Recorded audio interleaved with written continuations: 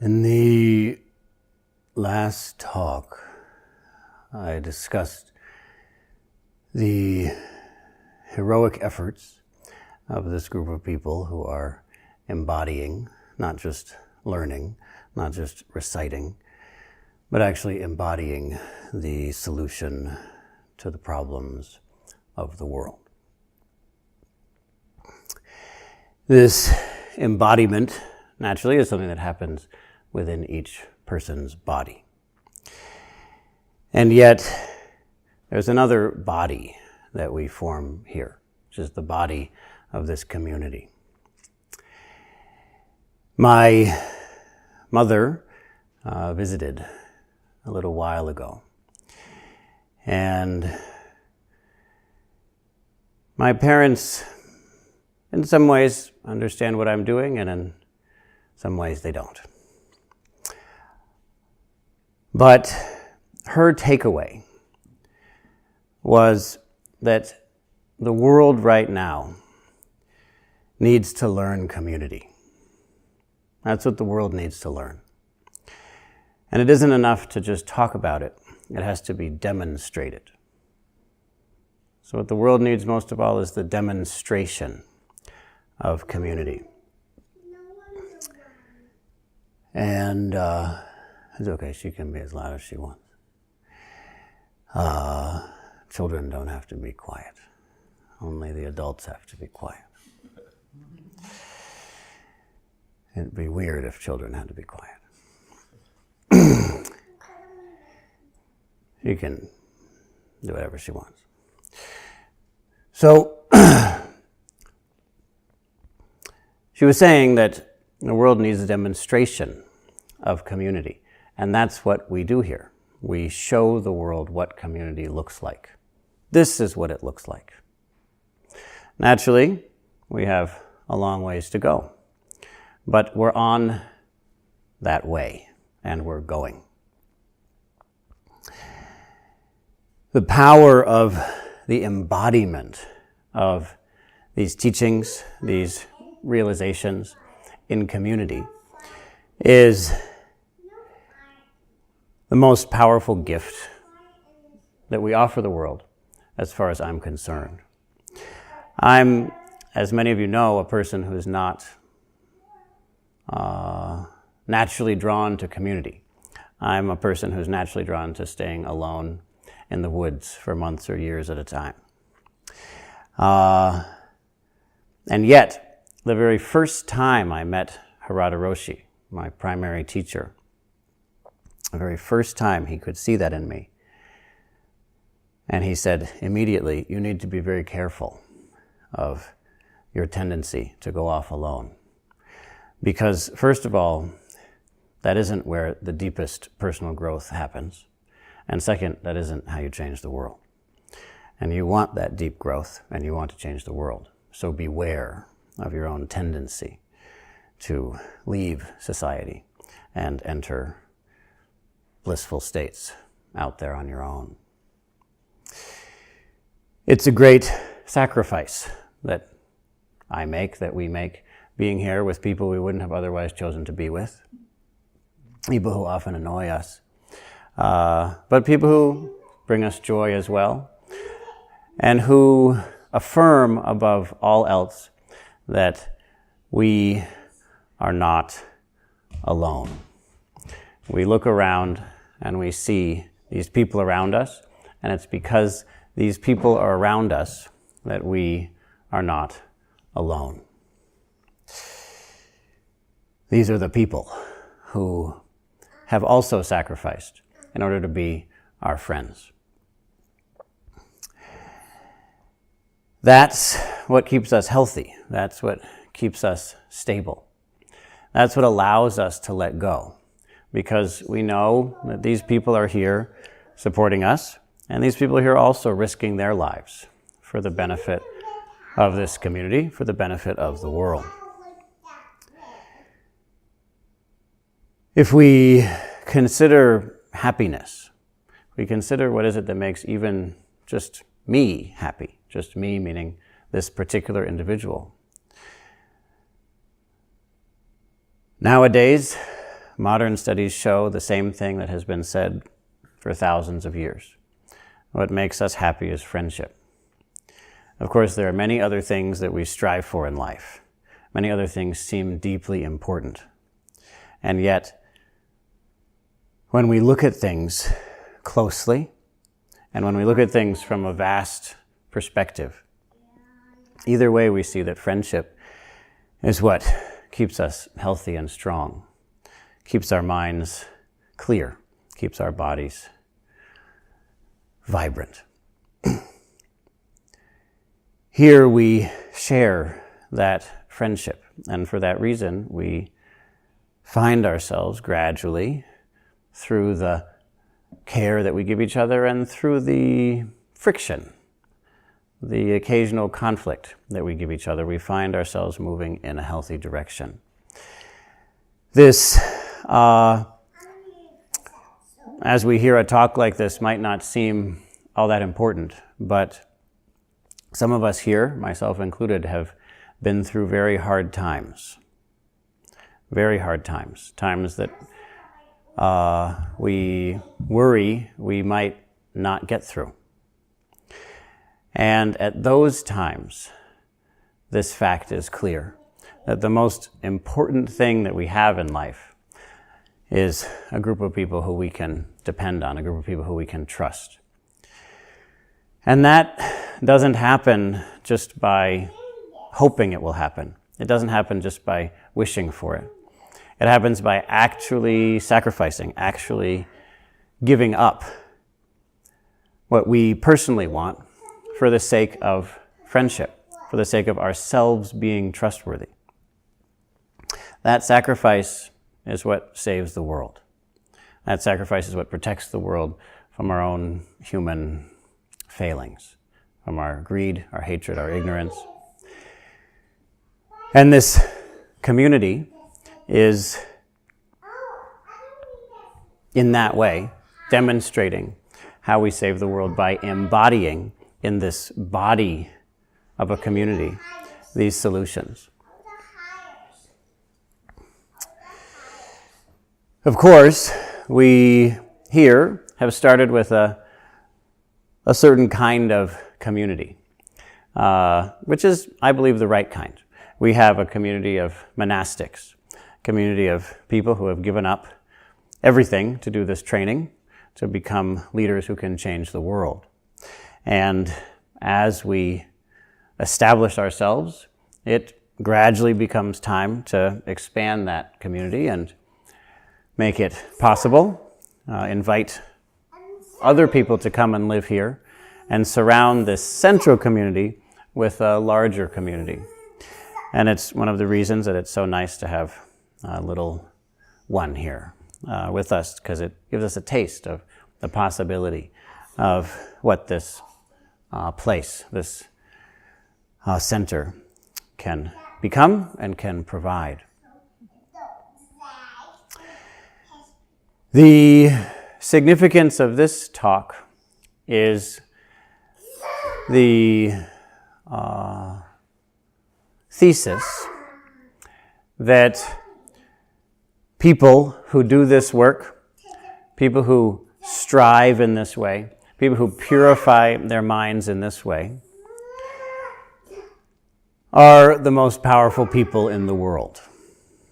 Well, this is a significant thesis. It's a big statement. It's a large claim. That to do this work is what makes us most able to change the world. I have been very interested since I was young, since I was 1 year older than she is. I've been very interested. That was the first time that I made a public statement to this effect. I've been very interested in changing the world. I've been very interested in having an impact on the world, and in particular in changing the way human beings live. That's been my primary interest. That's what set me forth into this path, and that might seem strange. Why would it be that I, little kid, telling my mother in the kitchen that we need to do something about this human race, we need to stop these people from living this way, Why is it that that sentiment, that conviction, would lead to me sitting for tens of thousands of hours in silence in Asia? What happened?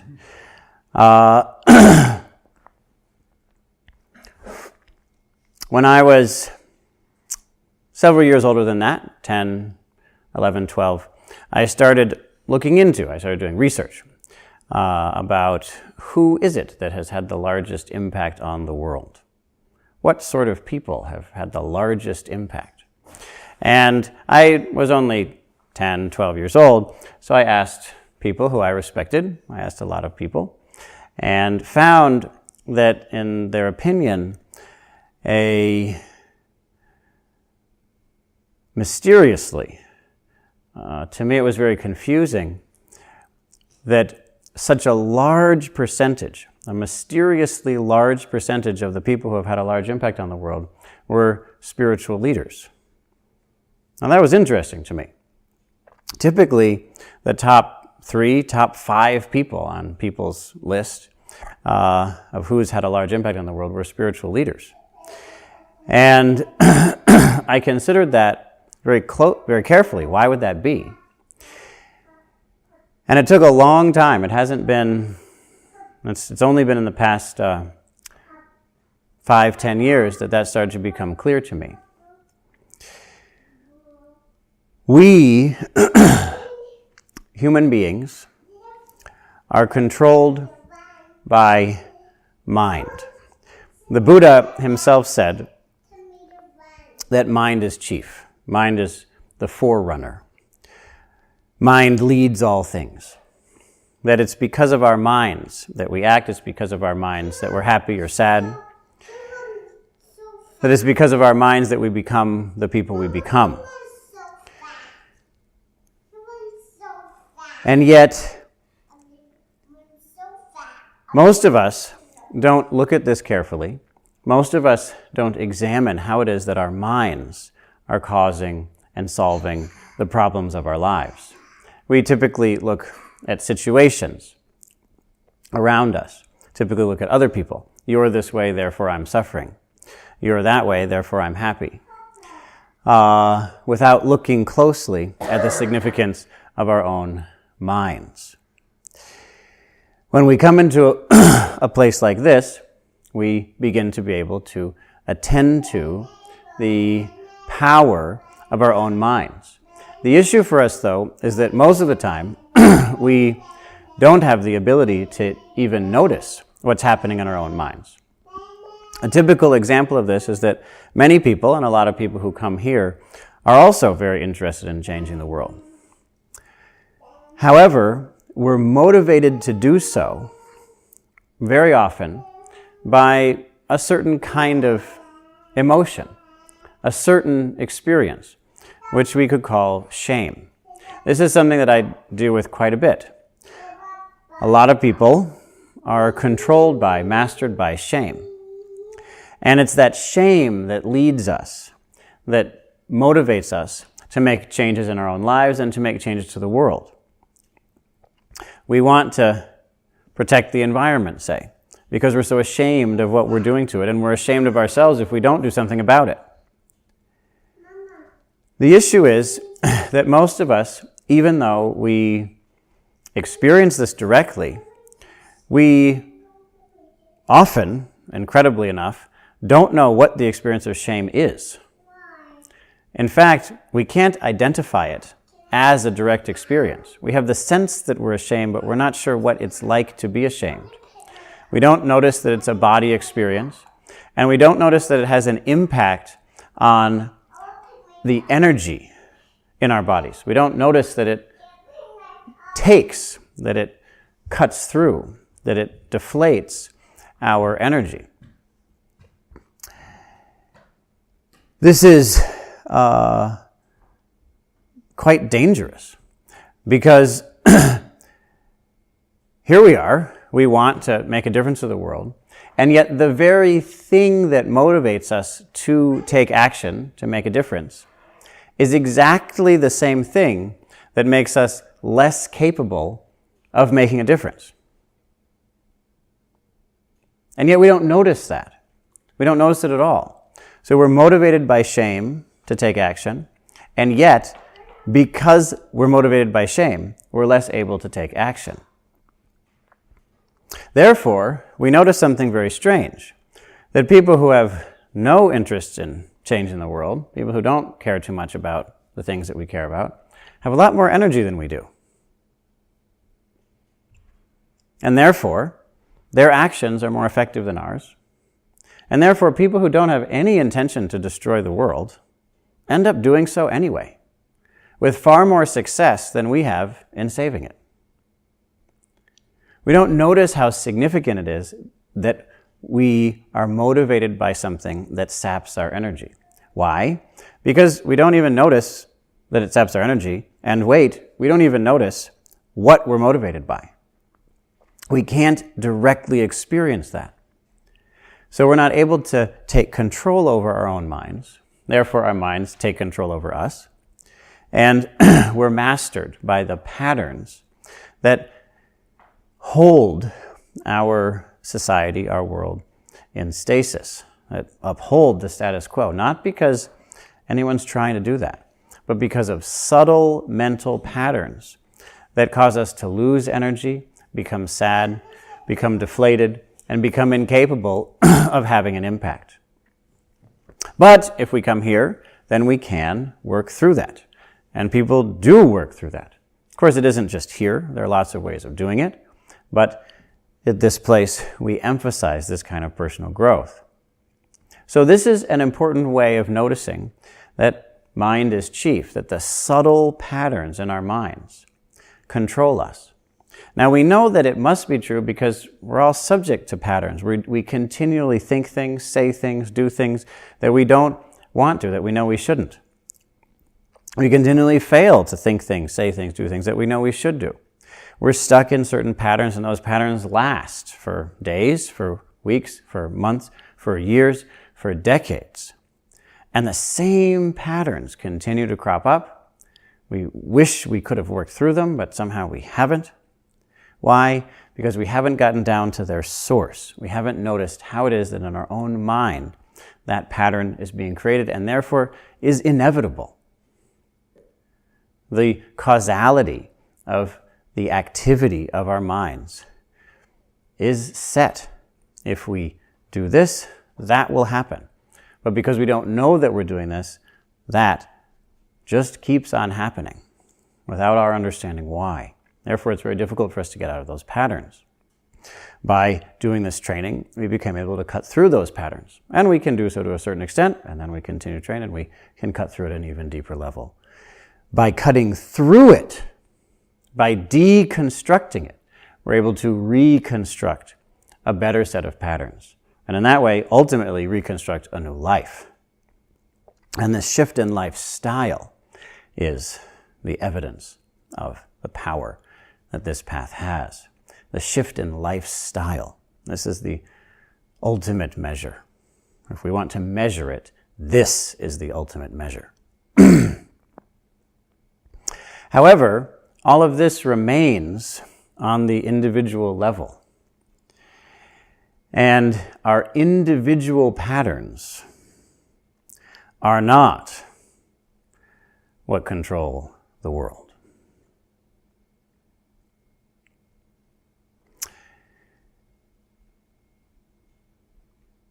Human beings have the power we have over this planet, for better or worse, due to the shared aspects of our mind, due to the intersubjective realm. Because we agree to believe in fictions, we have power. Because we agree to hold certain perspectives in common that somebody made up, because of that, human beings have the power we have. Those, which are to most of us very subtle, those perspectives, those views, those stories, are held in our minds, created by our minds, and they are the most powerful aspect of the human being.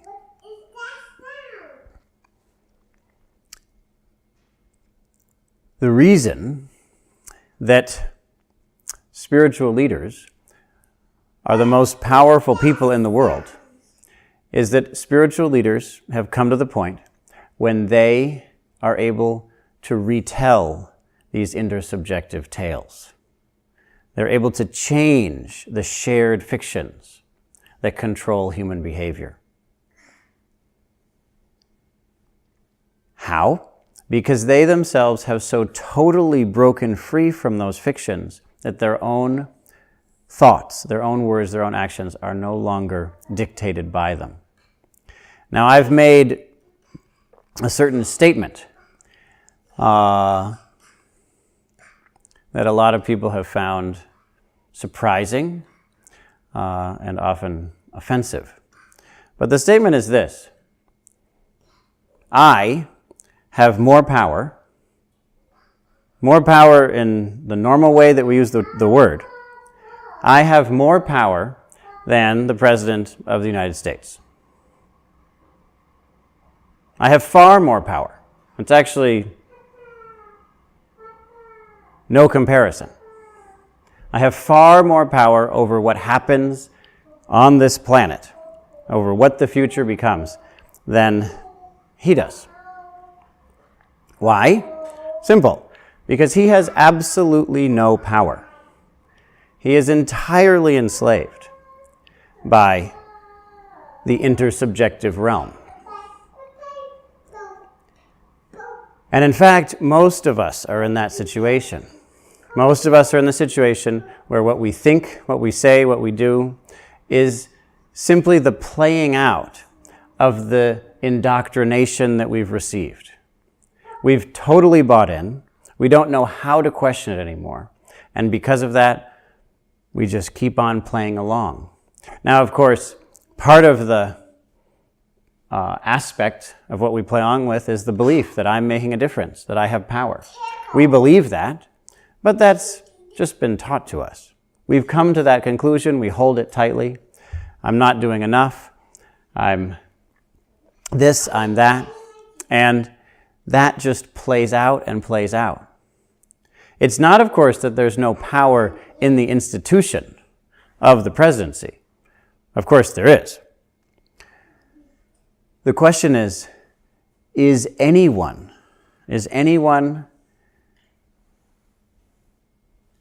holding, governing that power of governance?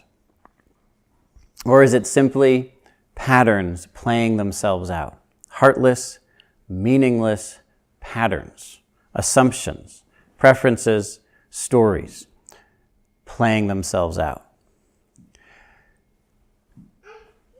The most powerful people in the world are the storytellers. Storytellers rule the world.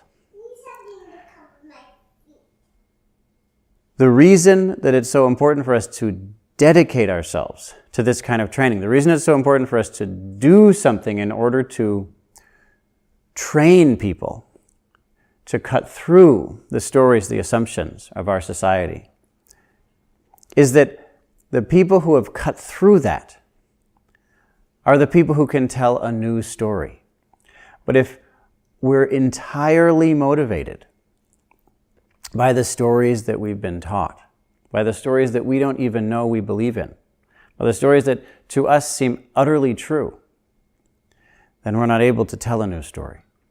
If there's any single theme that I see in the people who come and train here for whatever period of time, it's the sudden realization that the way I've always looked at things is upside down, is backward, doesn't actually make sense.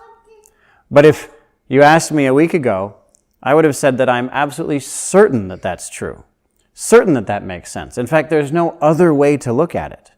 That is what it is. That is the truth. And then a week later, we realize that was entirely imagined. I was told to believe it, and I added to that, and somehow I entered a delusional state in which delusion looked true. The ability to actually go through that process is what we teach here. That's the skill that is taught here. And when we, as a community, go through that process, when we, as a community, go through that process, I'm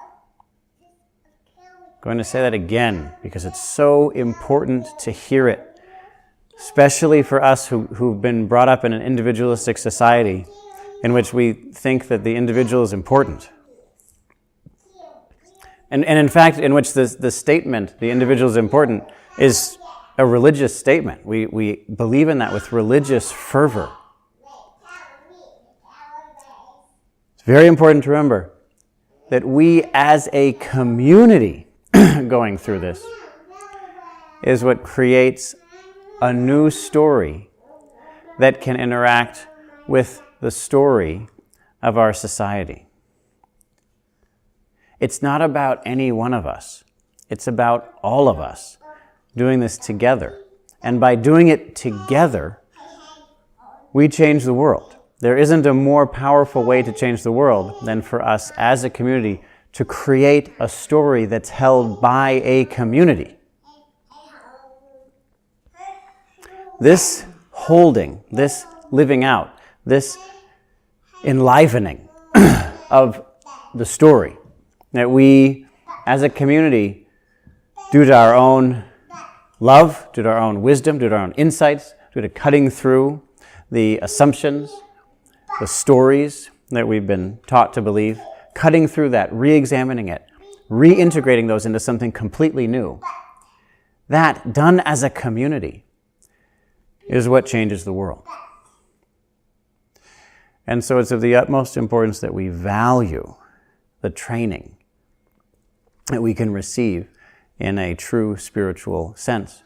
Because otherwise, spirituality just becomes another set of doctrines, just becomes another indoctrination mechanism. It's not a way of questioning, and it's not a way of developing something new that cares for all living things.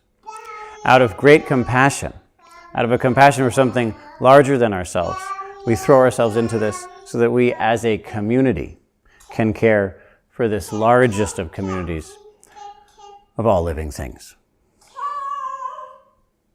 So thank you all for dedicating yourself to this and being aware of the power of the relationships that we form here.